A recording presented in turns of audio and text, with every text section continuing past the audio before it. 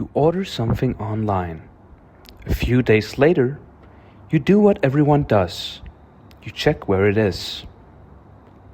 One simple tap and pop, you get the information. But behind that, one tap sits something much bigger than a single screen. A company like POS Malaysia isn't just trucks and sorting centers. There are databases, payment systems, tracking platforms, and countless connected services all talking to each other constantly. And that's the first thing worth understanding. The bigger and more connected a system is, the more places there are where something could go wrong. A large company doesn't just mean a large operation, it also means a large attack surface. So, we wanted to see that surface the way an outsider would. Picture hundreds of possible doors into a system. Most of them are closed, unreachable from outside. But in our test, 2 were open. One used for the public tracking website, the port 80 for HTTP, and one typically used for administrators to remotely manage servers, the SSH door with number 22.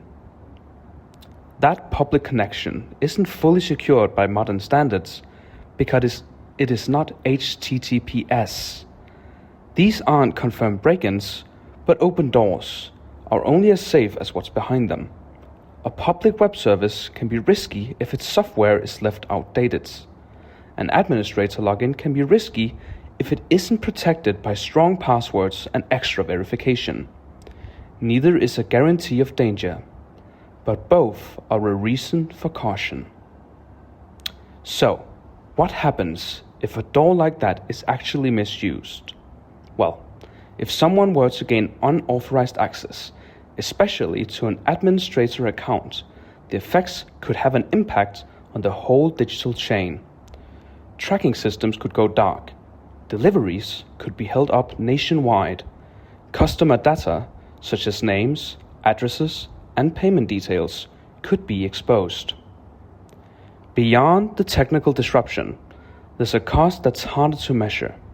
The trust customers place in a company to move their information and their parcels safely. None of this is unavoidable. Real protection isn't one tool, but several layers working together.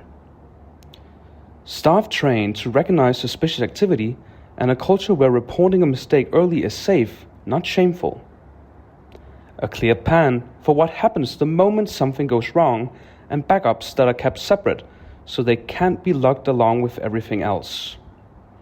And stronger login protection combined with system separation to prevent a single breach from spreading uncontrollably.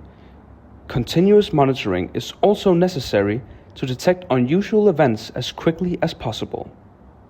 Together, these layers don't make an attack impossible.